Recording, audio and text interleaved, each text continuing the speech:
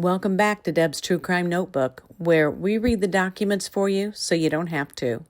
It's a snowy day here in Indiana. We have lots of snow on the ground, and we still have snow coming down. So it's a perfect time for you to grab something warm to drink, some hot cocoa or coffee or tea, and sit back and relax while we go over this information with you.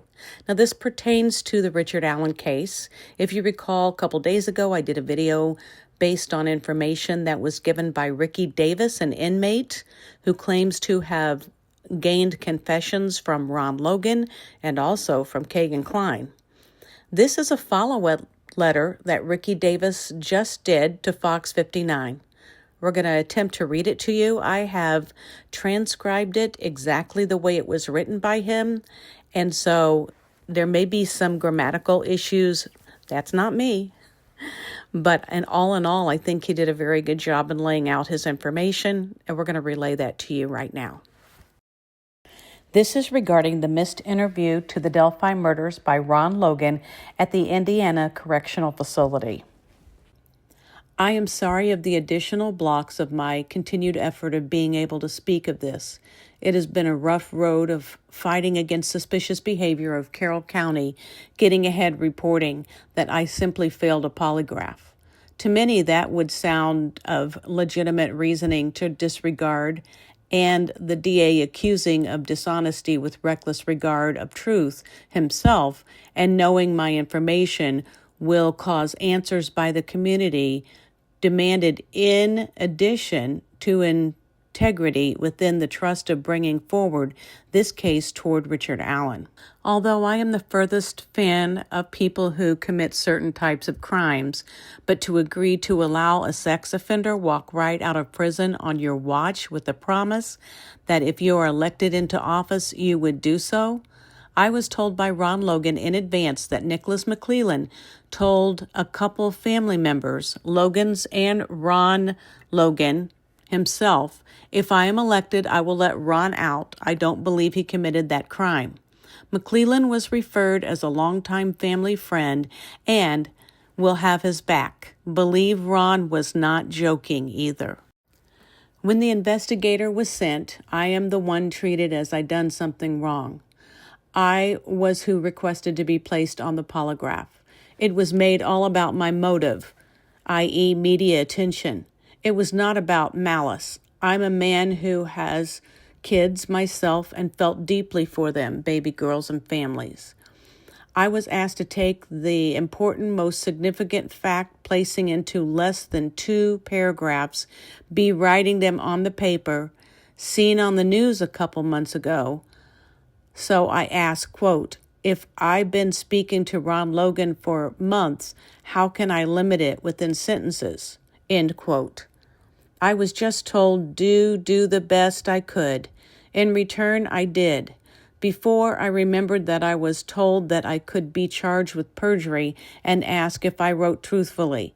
It was ambiguous to ask, was the information Logan said truthful?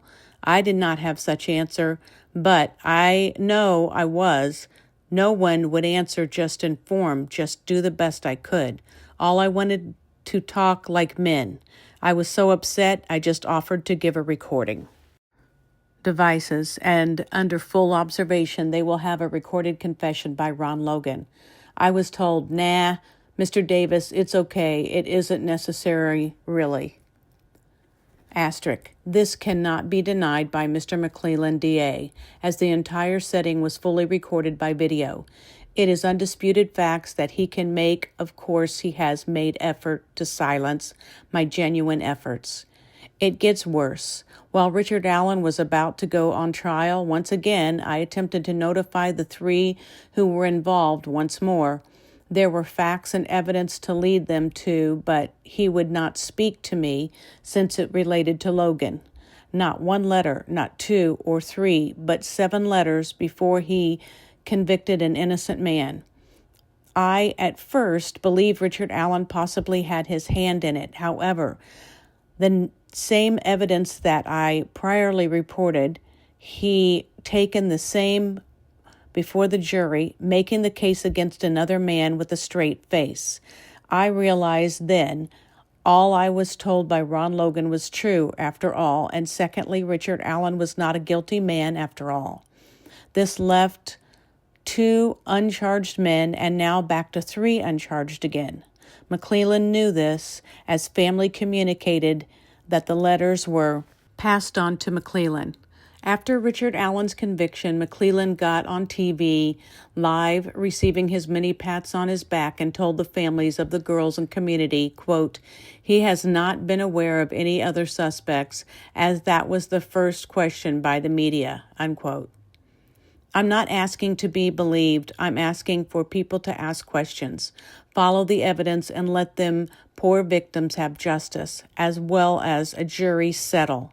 Richard Allen's jury, with all the facts not distorted by the DA, covering up cover-ups.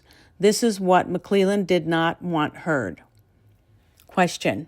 My only question is, McClellan, can you sleep at night? But can you really, though? Question mark. P.S. Pray for them girls and families. Free the innocent, seek the guilty, and stand for true justice for all, good and bad. Ricci Davis. Okay, so let's do a quick recap. A very brilliant friend of mine suggested that we enter Ricci Davis's letter into ChatGPT and ask, as a logical judge, let's break down the statement provided by the convicted felon Ricci Davis and assess its credibility, coherence, and logical soundness. So let's do that. So it says that, number 1, there's a lack of coherence and grammatical inconsistencies. Well, we're not going to hold that against Ricci.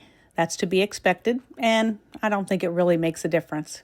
But number 2, vague and unverifiable claims. The felon claims that Ron Logan told family members that Nick McClellan promised to get him out of jail if he is elected. However, this is entirely hearsay. There is no direct evidence or testimony provided to substantiate this claim.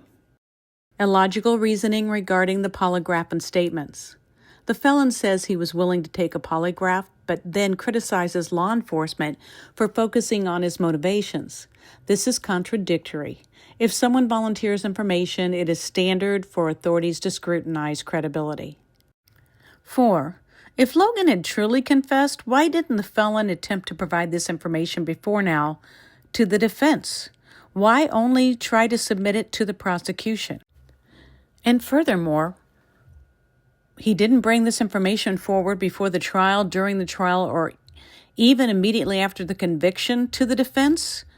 Why is it only surfacing now as it's useful for the defense to challenge Allen's conviction? Okay, so let's take a look at the other side of it. What reason would Ricci Davis have to make any of this up? Okay, so we've heard a rumor that he was trying to get the reward, he and his girlfriend at that time. But do we have any proof in front of us of that? Ricci did seem to know a fact that we are not sure how he knew, that he says came from Mr. Logan, and that is that a box cutter was used. But by the same token, Richard Allen claimed the same thing in one of his confessions. Also, Ricci Davis did request to take a polygraph. So we've taken a look at potential for both sides of this letter.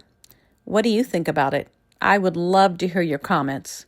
And when you leave a comment, be kind. You don't need to say derogatory comments towards me or anyone else in the chat. Just state your educated opinion and why you think that he's, correct, that he's telling the truth, or why you think he's not.